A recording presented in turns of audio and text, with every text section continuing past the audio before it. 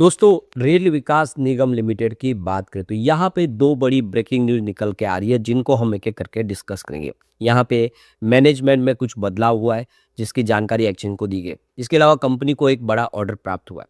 Rail विकास निगम limited लगातार तेजी से अपने बिजनेस को बढ़ा रहे, चाहे इंडिया का बाजार हो या फिर ग्लोबल मार्केट हो।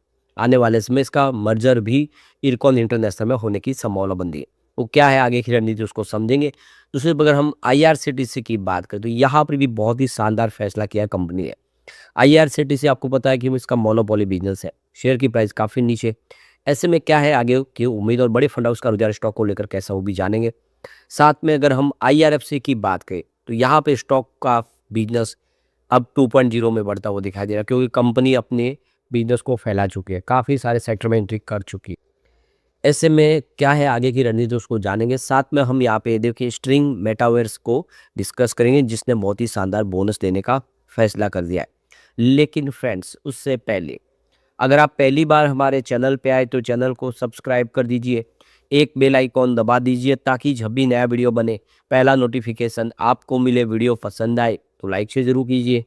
चलो फ्रेंड्स वीडियो स्टार्ट करते हैं। मैं हूँ आपका दोस्त एसबी दवे और हमारे अपने चैनल ऑनलाइन कमाई में आपका बहुत बहुत स्वागत है। सबसे पहले आरवीएनएल के कारोबार की बात कर ले तो 298 पर क्लोजिंग थी, 1.39% की गिरावट थी। अब गिरावट पूरे बाजार में थी, आपको पता ही होगा कि 500-600 पॉइंट गिरा बाजार। इसकी वजह से आरवीएनएल का शेयर भी नीचे आया। फिलहाल 240 इसका 52 वीक का लोअर हाई 440 से उनका है। आज 300 के आसपास स्टॉक देखने को मिला है।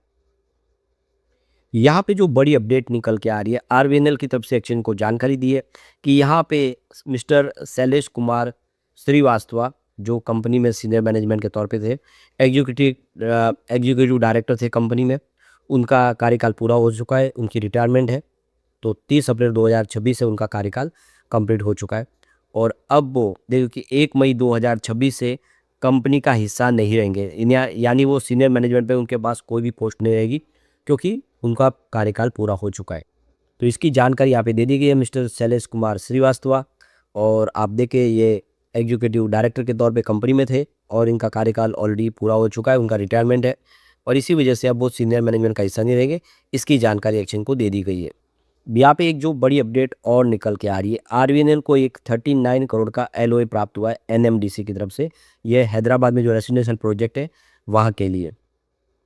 तो रेल विकास निगम लिमिटेड को 39.21 करोड़ का एनएमडीसी की तरफ से एक बड़ा कंस्ट्रक्शन का रेसिडेंशियल कैंपस प्रोजेक्ट मिला हैदराबाद में। तो इस प्रोजेक्ट के अंदर देखें तो रेसिडेंशियल कॉम्प्लेक्स जो बनाना है उसमें सीनियर और यहाँ पे ब्रॉड लेवल एग्जीक्यूटिव ये बंजारा हिल्स के अंदर आप देखिए पूरा प्रोजेक्ट होगा हैदराबाद के अंदर फेज़ 2 के अंदर।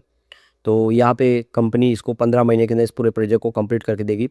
तो कंपनी की तरफ से क्लेरिफाइड किया गया है कि इसमें प्रमोटर ग्रुप से कोई संबंध नहीं है और ये देख सकते हो कि ये पूरा कॉन्ट्रैक्ट जो कंपनी का पार्टी रिलेटेड ट्रांजैक्शन के तौर पे नहीं आता है और इसीलिए इसकी जानकारी एक्सचेंज को नहीं दी गई है। तो अब ये बड़ा एक प्रोजेक्ट कंपनी को मिल गया एनएमडीसी की तरफ से। आरबीएनएल की बात करें गवर्नमेंट ऑफ इंडिया का एक एंटरप्राइज जैसे ये जिसमें आप देख सकते हो कि दिसंबर 2025 के साथ गवर्नमेंट ऑफ इंडिया की 72.84% की हिस्सेदारी है, यानी ये राष्ट्रपति जी की हिस्सेदारी है। अब कंपनी का अगर बिजनेस की बात करें Q3 की तो नेट प्रॉफिट में 3.65% की वृद्धि देखने को मिली थी जो 322.83 करोड़ के आसपास रहा था। पिछले साल सेम क्वार्टर में 311.44 करोड़ के आसपास था। रेवेन्यू की बात करें तो 2.56% की वृद्धि हुई ईयर ऑन बेसिस पे जो 4,684 करोड़ के आसपास था Q3 के दौरान, जबकि पिछले साल ये 308 करोड़ के आसपास था। कुल मिला के कंपनी अब काफ़ी तेज़ी से अपने बिजनेस को बढ़ा रही है। उम्मीद है कि आने वाले में आरबीएनएल बेहतर करेगा। अब यहाँ पे अगर हम आईआरसीटीसी लिमिटेड की बात कर ले तो 541 पर क्लोजिंग थी, 1.56% की गिरावट देखने को। तो यहाँ पे देखिए स्टॉक की शुरुआती कमजोरी के साथ हुई क्योंकि बाजार में गिरावट थी, लेकिन इंट्राडे में कल के लेवल को टच किया, उसके बाद में स्टॉक गिरा जो 536 पर आ गया। तो 492 बना हुआ अभी फिलहाल रिजल्ट थी इसका लो, हाई है 820 का, जिससे स्टॉक काफ़ी नीचे। तो एक मोनोपोली बिजनेस करने वाली कंपनी, लेकिन शेयर की प्राइस पिछले साल 2 साल में कोई खास नहीं बढ़ी है। तो कंपनी ने एक बहुत ही शानदार फैसला किया है। क्लियर टिप जो फ्लिपकार्ट की कंपनी है उनके साथ में एक नया इन्होंने अब देखिए टिकट ऐप लॉन्च कर दिया है और अब देखिए ये जो पार्टनरशिप हुई है इसके माध्यम से अब रेलवे कैटरिंग और टूरिज्म जो है वो अपने टिकट और बेच पाएगी क्लियर ट्रिप के माध्यम से। तो क्लियर ट्रिप की बात करें तो कंपनी फ़्लाइट्स और hotels, buses, train, holiday package वगैरह सारे ऑफ़र करती है। तो मल्टी मॉडल ट्रैवल प्लेटफ़ॉर्म है, आप देख सकते हो कि क्लियर ट्रिप का भी। अब कंपनी ने कहा है कि वो अपने सर्विस को और एक्सपांड करना चाहते हैं। तो अब कब देख कंपनी जनरल और तत्काल कोटा में भी रिज़र्वेशन भी प्रोसेस आगे बढ़ाएगी। उसके लिए उन्होंने आईआरसीटीसी के साथ में टाइप। तो इस प्लेटफ़ॉर्म के माध्यम से आप देखें तो बहुत सारे फीचर दिए जाएँगे, जिसमें रियल टाइम सीट्स अवेलेबिलिटी मिलेगी, फेयर इन्फॉर्मेशन हो जाएगी, पीएनआर का स्टेटस मिल जाएगा, ट्रैकिंग, बर्थ प्रेफ़रेंस वगैरह सब कुछ आप कर पाएँगे और डिजिटल पेमेंट के माध्यम से आप बुकिंग कर पाएँगे। तो क्लियर ट्रिप के माध्यम से आप देखिए आपका सफ़र और आसान होने जा रहा है और इससे आईआरसीटीसी का रेवेन्यू भी बढ़ेगा।